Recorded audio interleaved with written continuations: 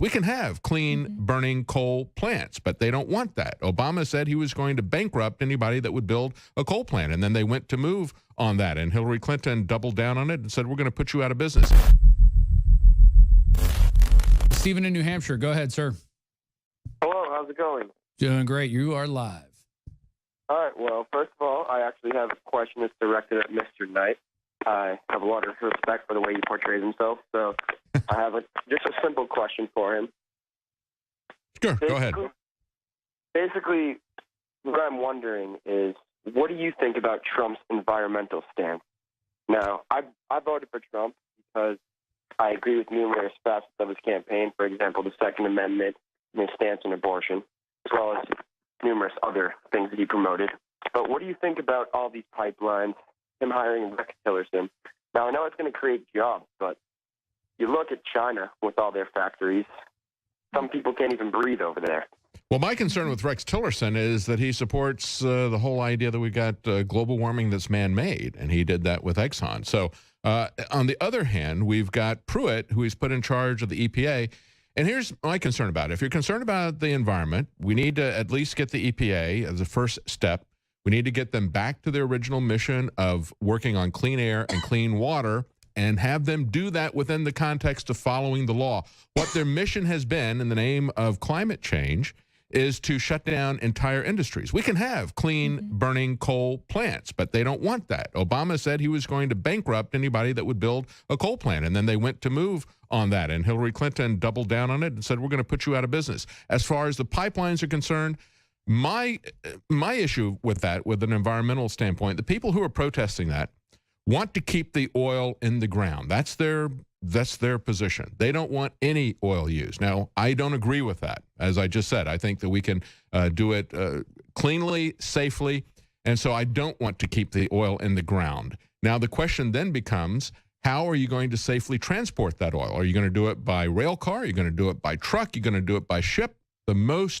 The safest way to transport that is by pipeline. Let me give you an example. The Exxon Valdez, which is not the worst spill that we've ever had, but it's the one that most people know about. That was 1,500 times the record spill of the worst pipeline accident that we've ever had. So that means that you could have the worst pipeline accident we've had every day for 5 years before you get to one Exxon Valdez. It is the safest way to transport the pipeline products. My concern with the Keystone Pipeline has been eminent domain, and that is a property rights issue. So apart from the environmental issue, I have concerns with the way that the Keystone Pipeline was done, where they handed to TransCanada, who's running the Keystone Pipeline, they gave them the right of eminent domain where they could go in and take farms of people who have been there for a century or more, let them go in and condemn that property to run the pipeline through. So I have an issue with that.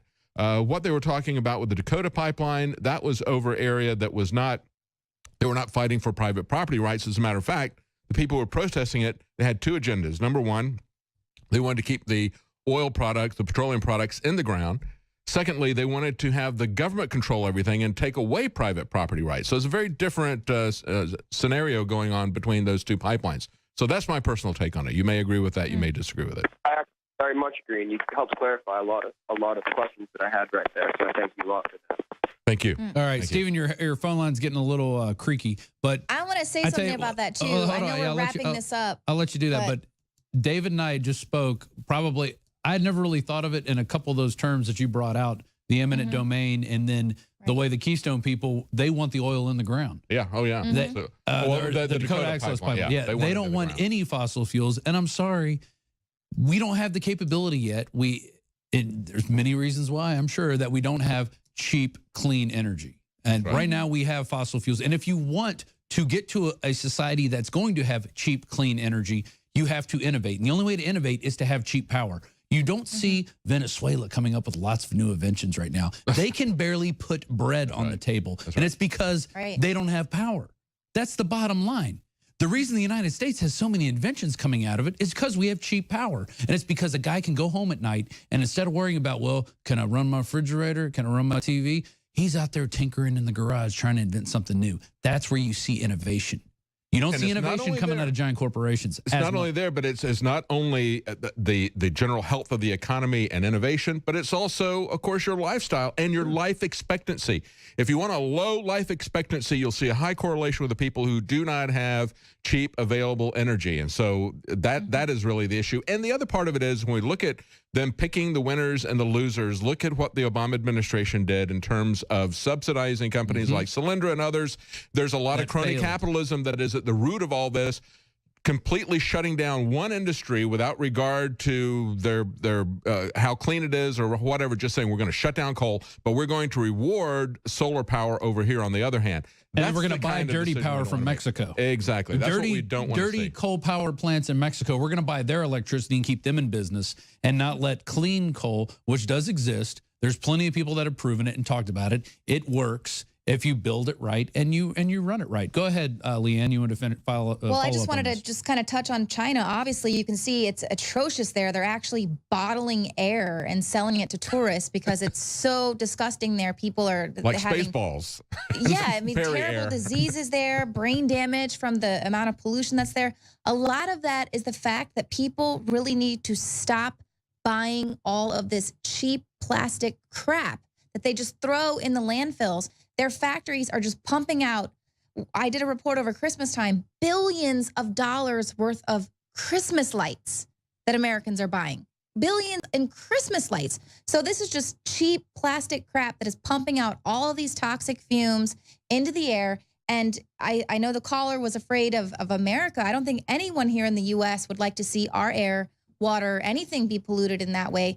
And it is all about people just buying things of value. And if we're going to make things here in America, make sure that they're things that are going to last, not things that we're going to have to replace in just a few years because it's a bunch of crap. And what did Trump say? Buy American, hire American. When was the last time a president ever said that? Yeah. You know, Leanne, what you said in terms of China, that's another example. When we're talking about clean air, clean water, what we saw with the Obama administration was picking winners and losers within industries. But of course, the climate change people are picking winners and losers with countries. China, they're telling us it's a global climate crisis, and yet they allow China to build the dirtiest factories you can imagine, and they don't have a problem with that. But here, no matter how clean the coal plant is, they're going to shut it down. So that should give you an idea that they're not playing straight with you. They're not showing you all their cards. They're not honest about what their true agenda is. That's what people need to understand. Yeah, great call. This is one of the biggest secrets out there. The missing link of why our ancestors, whether you were in Africa or ancient Albion, which is England today, why our ancestors were so much stronger. I mean, there are huge archaeological reports, all sorts of anthropology studies, you can look them up for yourself, that show that humans, just an average farmer of 10,000 years ago in England, was stronger than Olympic athletes today. In the final equation, everyone knows our modern society has lost its vitality. The sperm counts are down like 90%. People are falling apart. They're totally depressed. They're unhappy. What is going on? Every ancient culture was obsessed with what I'm about to reveal to you. Today we call it bone broth, and for thousands of years our ancestors enjoyed its benefits before it became lost to our modern diets of processed junk. That's why I'm so excited to announce the product that is undoubtedly the jewel in the crown of Infowars Life products. Caveman. We lost our vitality because we just ignored the ancient traditions. Everyone knew that you used all the parts of the animal. You used the skin to cover yourself or for shelter. You used the meat for sustenance, the fat for cooking, but you used the bones for strength. We are now introducing Caveman by InfoWarsLife.com, the ultimate in true paleo nutrition with bone broth, turmeric root, chaga mushroom, and 7 total primal superfoods in a single great tasting formula. The bone is so amazing. From the outside structure full of minerals and key cofactors to the marrow that produces the blood for the body. This is the engine of the life essence. I've made a lot of important points here, but this is the one you need to research for yourself because it's so key. High-quality bone broth helps support healthy muscles and connective tissue, while the active compounds in turmeric do battle on the cellular level and help fight free radicals. And collagen is essential to aid healthy tendons, ligaments, and muscle tissue. This is an absolute win-win. You get an amazing product produced right here in America. You support Infowars and all we're doing to promote freedom and the restoration of our republic and promotion of freedom worldwide. The journey towards better health and giving our bodies these amazing compounds that God created starts at InfoWarsLife.com. 3 years in the making, incredible research, and the very best ingredients. I'm Alex Jones, and I may not be a caveman, but compared to these trendies out there in the street, I'm as close as it gets. Join me at InfoWarsLife.com and get your caveman formula today.